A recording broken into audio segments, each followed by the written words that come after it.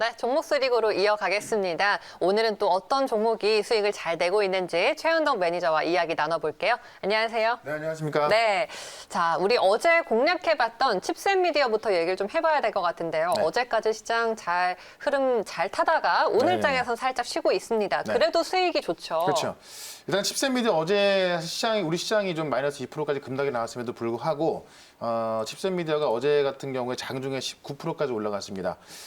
일단은 이 칩셋 미디어 같은 경우는 이제 그 차량용 반도체 유통을 하는 기업인데 실제로 지금 자율주행 시장 커지고 있고 전기차 시장 커지고 있고 이 차량용 반도체가 시장이 아마 이번 연도도 커지겠지만은 앞으로 한 3, 4년간 봤을 때 더욱더 커질 거로 보여지는데 그런 관점에서 계속 올라가고 있다라고 좀 보시면 될 것 같아요.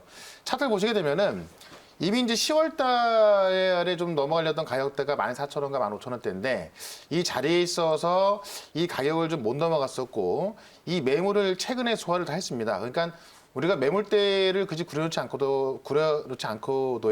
10월 때 했던 거래량을 본다면은 지금 이 연말부터 그 거래가 충분히 나오고 있죠. 그러면서 이걸 돌파해놨기 때문에 오늘 같은 경우는 지금 어제까지 급등이 나오고 나서 살짝 조정이 나오고 있습니다만은 결국에는 이 물량을 소화를 대부분 다 했기 때문에 이 자리에서 추가적인 상승은 더 나올 수 있다. 제가 어제 이제 이야기하고 나서 약 10%대의 상승이 나왔지만은 사실 그 지금 자리에서 칩셋 미디어 같은 경우는 뭐 10%만 보고 볼 게 아니거든요. 왜냐면은 지금 실제로 이제 이 차량용 반도체 1위 기업인 NXP가 삼성의 인수 가능성 이야기 나오고 있던 건데 이게 어제 그 이재용 부회장이 이제 구형이 됐잖아요. 그것 때문에 어떤 그 M&A에 있어서 좀 앞으로 이제 어떤 그 대형 M&A가 좀 힘들 수 있겠죠. 그런 부분에서 잠깐 이제 좀 주가가 오늘 좀 조정 나오는 걸 보여지는데 실제로 그런 어떤 그 촉매제 역할을 할 수 있는 게 있지만은 실제로 차량용 반도체 시장이 좀 더 커지고 있는 부분이기 때문에 잠깐 주춤한다 하더라도 다시 올라갈 수 있다.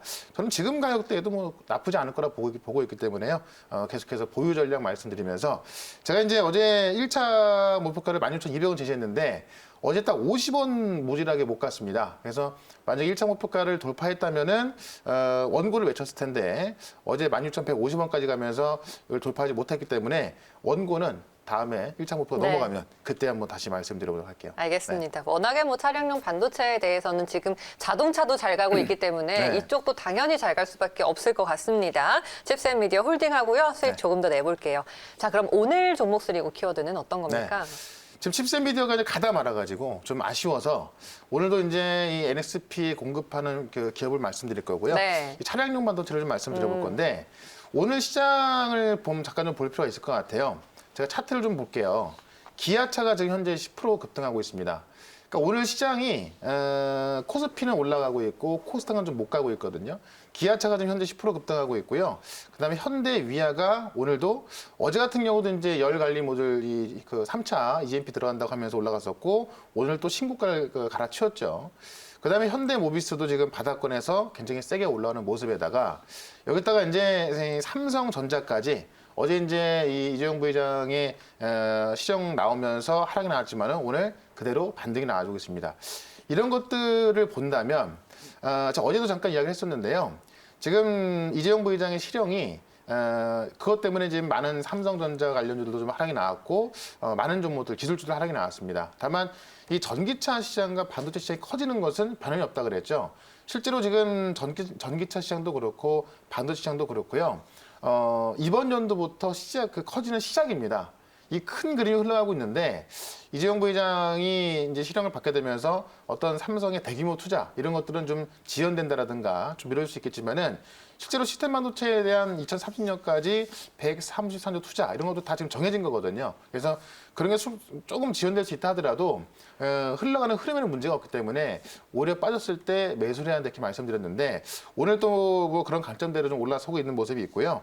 실제로 차량용 반도체를 보면은 우리가 이제 유명 수입차를 보면 대부분 이제 독일의 그 차량들인데 독일차 3사가 이제 이 대만 정부에다가 이 차량 칩이 부족하다 보니까는 원래는 TSMC에 요구를 해야 되는 거거든요. 근데 TSMC가 속해 있는 대만 정부에다가 SOS를 요청할 정도로 이 차량 반도체가 굉장히 좀 공급이 딸린 상황이에요.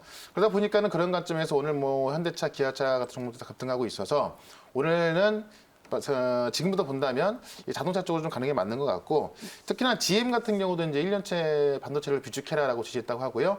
현대차, 기아차도 차량용 반도체가 많이 부족하다 보니까는 이 재고를 확보하는 데 좀 사활을 걸고 있다고 그래요. 그런 모습에 있어서 오늘도 차량용 반도체 기업 하나 소개를 시켜드려 보도록 하겠습니다. 네, 이 차량용 반도체가 이제 자동차 부품 쪽에서는 가장 또 각광을 받는 부품주 중에 하나이고, 또 자리가 아직까지 괜찮은 자리가 있는 것 같아요. 그렇죠. 오늘은 어떤 종목일까요? 네.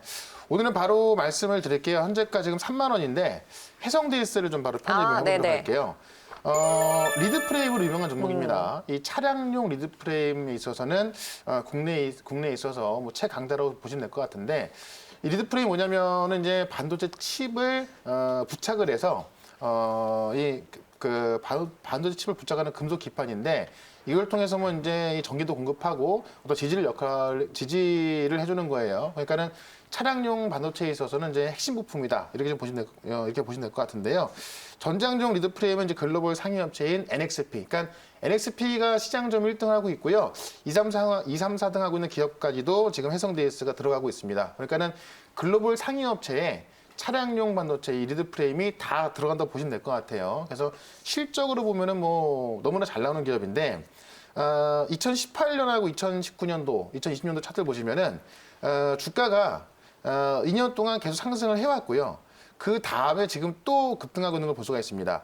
사실 코로나를 겪으면서 많은 IT 기업들도 그랬고 전장 기업들도 전방 고객사들이 어떤 투자가 지연되다 보니까 실적이 안 나왔는데, 해성 DS 같은 경우는 이 리드 프레임에 있어서 이제 이 전방 이 글로벌 상위 업체들 다 고객사를 확보하고 있다 보니까는 매출 줄지 않았고요. 오히려 늘어났습니다. 왜냐하면 이 차량용 반도체가 고사양화되다 보니까는 해성 DS의 리드 프레임은 계속해서 매출 좋아할 수밖에 없었죠. 그래서 지금 최근 2년 동안 본다면은 매출이 15%씩 늘어났고, 어떻게 보면 차량용 반도체가 이번 연도부터 급증할 수 있는 시기이기 때문에 이번 연도에 매출이 더 급증할 거로 보여집니다. 그래서 지금 주가도 올라와 있습니다만은 실제로 이번 연도와 내년에 나올 실적을 본다면은 지금 최근에 신고가가 31,100원인데요. 이 가격대는 충분히 넘을 것으로 보여집니다. 실제로 이제 차량용 반도체의 공급 부족이 이 고객사들, 그러니까 많은 자동차 업체가 되겠죠. 많은 자동차 업체가 어떤 단기 재고를 확보하기 위해서 주문이 폭증하고 있다 그래요. 그러니까는 보통 같으면은 뭐 한 2달치, 3개월치 주문하지만은 지금 차량용 반도체가 뭐 너무나 부족하다 보니까는 GM 같은 경우도 1년치 확보하라고 지시했고요. 현대차, 기아차 같은 경우도 지금 이 차량용 반도체 확보하는 사를 걸고 있고, 이러다 보니까는 파운드리 단가도 20%가 넘게 급등하고 있다고 하죠. 이런 모습에 있어서 해성 DS 같은 경우는 이미 많은 고객수를 확보한 상태에서 어떻게 보면 좀 그 물량을 다 공급할 수 없는 상황인데, 그래서 지금 이제 이 캐파 증설을 고민 중에 있다고 합니다. 아마 제가 볼 때는 이 차트를 보시게 되면은 이 정고점을 넘을 때 어떤 재료가 나오냐면은 증설하기로 했다라든가, 아니면 뭐 공장 증설 예정이다, 또는 부지 확보했다, 이런 이야기 나오면 아마 주가는 급등할 거로 보여집니다. 그래서 지금 이 차량용 반도체 시장이 커지는 시장을 봤을 때 제가 볼 때는 캐파 증설을 안 하면 안 될 것 같고, 만약에 안 한다면은 정말 이상한 거거든요. 그래서 조만간 그런 뉴스가 나오지 않을까 해서 이 정고점은 돌파할 거로 좀 보여집니다. 그래서 이 자동차 프레임이 좀 부각되는 그런 뭐 핵심적인 시기이기 때문에 해성 DS 같은 경우는 정고점 돌파를 좀 볼 거고요. 1차 목표가는 돌파하는 32,000원까지 보도록 할 거고, 2차 목표가는 1차 목표가 돌파하고 나서 그때 또 설명을 좀 드려보도록 할게요. 알겠습니다. 손절가는 26,000원으로 대응하신다면은 안정적으로 대응할 수 있을 것 같습니다. 네, 전장용 리드 프레임 관련주입니다. 대장주격이죠. 해성 DS 목표가 32,000원, 손절가 26,000원으로 잡도록 하겠습니다. 네. 오늘 무료 방송 하시나요? 네, 4시 반에 무료 방송 있는데요.